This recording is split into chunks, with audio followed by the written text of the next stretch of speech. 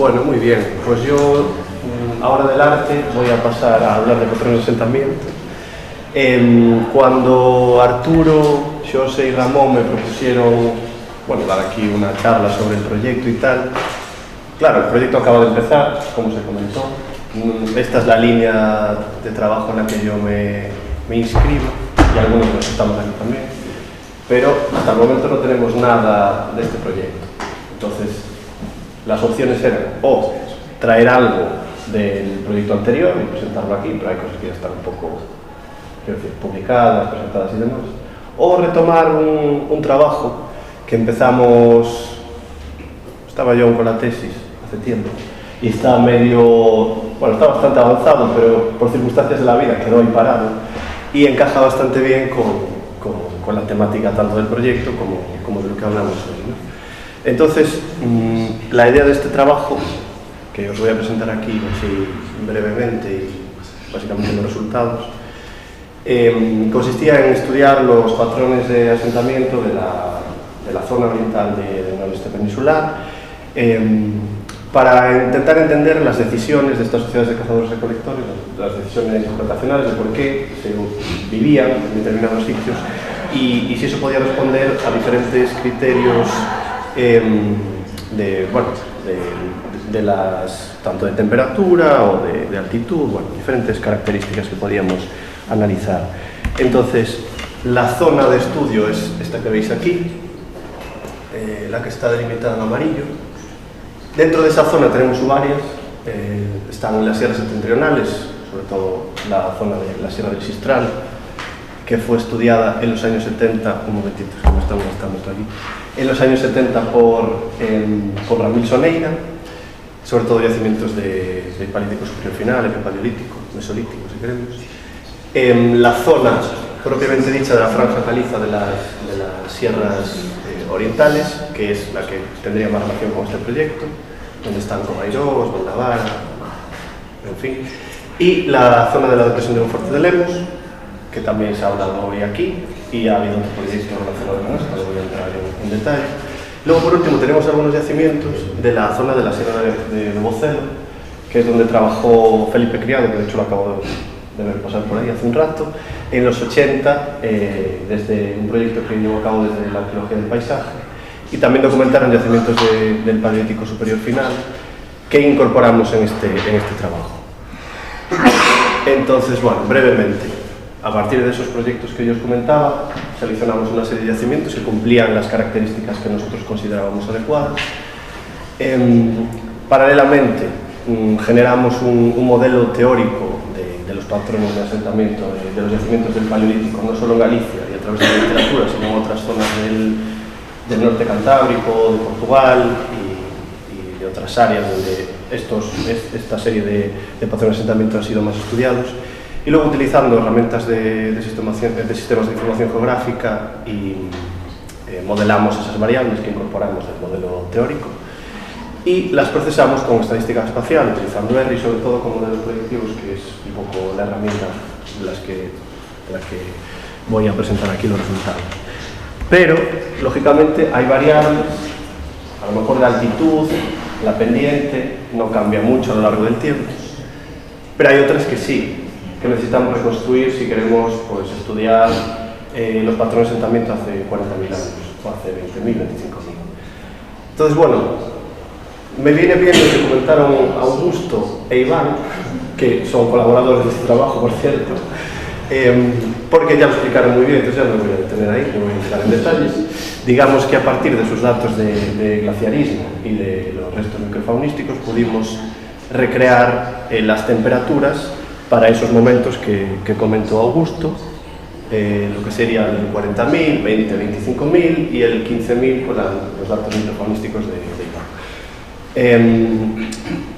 Sabiendo un poco que en determinadas zonas hay elementos, como de elementos glaciares, que nos indican que hay X temperatura, creamos un gradiente altitudinal y extrapolamos, digamos, al resto del área de estudio que nos interesa, y así obtenemos las temperaturas en otras zonas, ¿no?, de las que no tenemos esos datos. Y con la microfauna un poco lo mismo. Son los yacimientos que nos están dando una temperatura a un momento concreto, pues a partir de ahí calculamos la temperatura del resto de las áreas. Es interesante porque, efectivamente, lo que decía Augusto, en el 40.000 las temperaturas son más cálidas, luego en el 2025 pues, se recrudecen y es mucho más fría. Veis, la escala está puesta para los tres mapas, entonces este de aquí iría entre los -7 y los 4 más o menos, bastante fría, lo que limita la ocupación de las sociedades de cazadores-recolectores en esta área. Y luego en el 15.000 pues todo es mejor a nivel de temperatura, porque vemos que va incluso hasta los 14. Estos son medias anuales, no es una media anual, no es día a día ni mucho menos.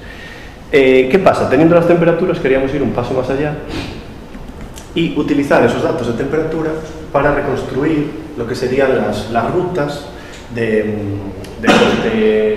las rutas de tránsito potencial por donde se moverían estas sociedades, bien siguiendo pues, las especies de mamíferos o de animales que nos comentaba Hugo, para cazarlos, o bien para moverse por el territorio. Normalmente los análisis de este estilo, de rutas de mínimo coste, se suelen hacer entre puntos, pero aquí eso sería absurdo porque sabemos que hay puntos que no son coetáneos, ¿no? Hay una diferencia de miles de años entre ellos, entonces no tiene sentido hacer eso. Lo que nos interesa es ver la movilidad, sobre todo en la zona, en esta área del territorio, cómo los yacimientos están más próximos o menos de esas zonas. Para ello, el proceso consiste en, y que ya llevamos aplicando en otros trabajos también, crear puntos a determinada distancia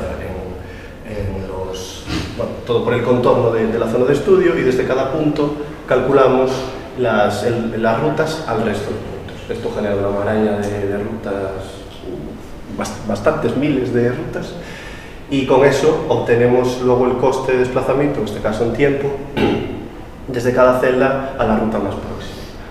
De este modo se suelen utilizar la pendiente y la hidrología potencial para limitar la movilidad por el territorio, que son los factores. Si hay un río muy grande, le estamos diciendo al programa que no se puede pasar por ahí. ¿Qué hicimos con la temperatura? Meter un factor más. Es decir, si sabemos que hay zonas de 0 o menos grados, pues por ahí tampoco se puede pasar porque está helado, hay nieves perpetuas y no podemos caminar por ahí. Entonces, lo que hacemos es buscar otras rutas condicionando el territorio con esa variable, ¿no? Y es interesante porque, estos yacimientos de aquí no son de esta cronología, son posteriores, pero veis que esas zonas en las que sí que se asientan esos yacimientos están próximos. Sin embargo, en el 25.000 hay algunos que esas áreas no serían habitables, y efectivamente luego en las rutas actuales podemos extrapolarlo al 15.000 porque aquí las temperaturas no afectarían. De hecho, estos dos modelos son similares, no exactamente iguales, porque aquí la movilidad es un poco más amplia y ahí está más constreñida en determinadas zonas, pero sí que vemos que en general los yacimientos están bastante próximos a estas rutas de paso y demás. Esta era una de las variables que incorporamos en los modelos predictivos. Estas son las 23 que tuvimos en cuenta. No voy a entrar en cada una de ellas porque no se trata de eso, vamos a ir un poco al grano. Y la idea con este trabajo era plantear 5 escenarios. Un escenario para el 40.000, otro para el 25.000, otro para el 15.000, uno holoceno, lo que sería paleolítico superior final y paleolítico, y uno total con todas las variables para ver si había un patrón de ocupación general que pudiésemos extrapolar a la mayoría de puntos que teníamos. Lamentablemente, nos faltan datos para algunos de estos, ¿no? Con 2 yacimientos no podemos crear un modelo predictivo, ni se pueden hacer muchos análisis estadísticos. Entonces, 40.000 tuvimos que descartarlo, a pesar de tener tanto las rutas como las temperaturas para esta cronología. 25.000 tampoco, porque tenemos pocos yacimientos también de esta cronología, pero sí que pudimos para los otros 3 escenarios. Y para presentaros un poco los resultados, este es el modelo predictivo final para 15.000, para hace 15.000 años. Básicamente las zonas en morado son las zonas con mayor índice de predicción, donde habría más posibilidad de encontrar yacimientos en base a esas variables. No voy a explicar en detalle cómo funciona el modelo predictivo, pero nosotros metemos una serie de variables y según las variables que le metemos al modelo, nos dice cuáles son más, predicen mejor estadísticamente entre ellas. Son modelos, esto no es la realidad, hay que tenerlo muy en cuenta porque no podemos pasar de esto a sacar conclusiones así a trayón. Entonces, bueno, viendo un poco el panorama, 15.000, las variables más destacadas sobre la insolación, que no lo comenté, también hicimos una reconstrucción de la insolación con Carlos Rodríguez Reyán. Es a partir de cómo se relaciona el Sol con la Tierra y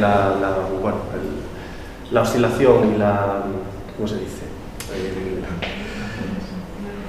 Cómo está la inclinación con el Sol, podemos obtener una media anual de la insolación y podemos reconstruir hasta hace miles de años cuál sería la insolación que habría anual, que varía bastante desde hace 40.000 años hasta ahora. Entonces utilizamos también esta variable, al igual que la que os comentaba de las temperaturas, y tuvo un valor predictivo alto. Esto ya en otras zonas del Cantábrico también ocurre, que la insolación es una variable fundamental.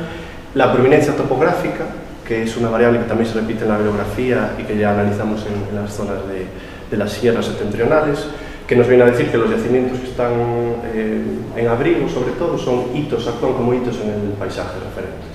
Y efectivamente aquí lo podemos comprobar. Y luego, por último, también la temperatura. Son tres variables que para este momento funcionan muy bien para predecir la localización de esos yacimientos y que probablemente estas sociedades, según este modelo, estarían buscando que se cumpliesen esas condiciones. Para los yacimientos más recientes, o sea, del Holoceno y Paleolítico, veis que son zonas más constreñidas, se repite la prominencia topográfica, pero las variables que metemos son las mismas, pero adaptadas a cada modelo en función de su cronología, pero aquí, sin embargo, la altitud juega un papel más destacado y luego aparece otra variable que es el coste de desplazamiento a las zonas de hidrología potencial. O sea, estos yacimientos están más volcados o donde están situados, es en zonas, es más importante tener la hidrología o zonas donde se acumula agua cerca. Y ya por último, el modelo total, que hay que cogerlo un poco con pinzas, porque aquí estamos metiendo todas las variables y todos los yacimientos, independientemente de su cronología. Aparte de algunas de las que os comentaba antes, sobre todo temperatura, insolación, prominencia topográfica, también las rutas de desplazamiento, en 25.000 y en 40.000, juegan un papel destacado, pero claro, una anularía la otra, ¿no? Entonces esto es... Por eso digo que este modelo hay que cogerlo con pinzas. Aquí tenéis un poco el resumen general. Veis que, sí que coinciden bastante las zonas donde tenemos los yacimientos, la franja caliza y sobre todo las sierras septentrionales, y luego hay algunos están más acotados. Para concluir, porque creo que me estoy extendiendo un poco, ¿no? Sí, me parece. Así vamos bien de tiempo.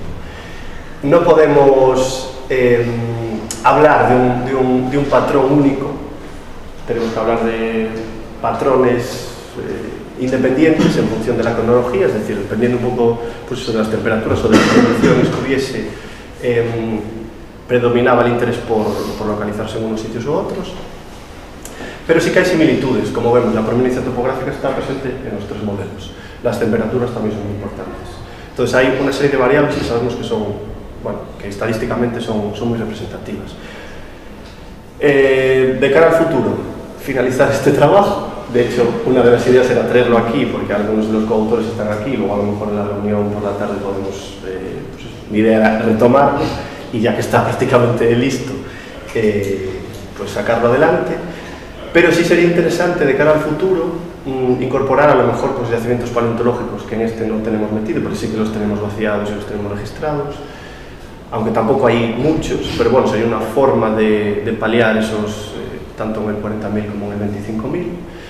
Y incorporar otras variables que podamos modelizar relacionadas con los factores bióticos, más bien con lo que comentaba Hugo, ¿no? de las especies, modelizar de alguna forma las especies animales que se están moviendo por el territorio y tenerlas identificadas para relacionarlas con estas otras variables más abióticas, por así decirlo.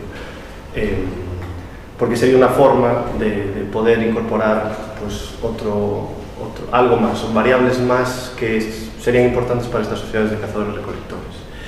Y yo creo que ya está. Gracias.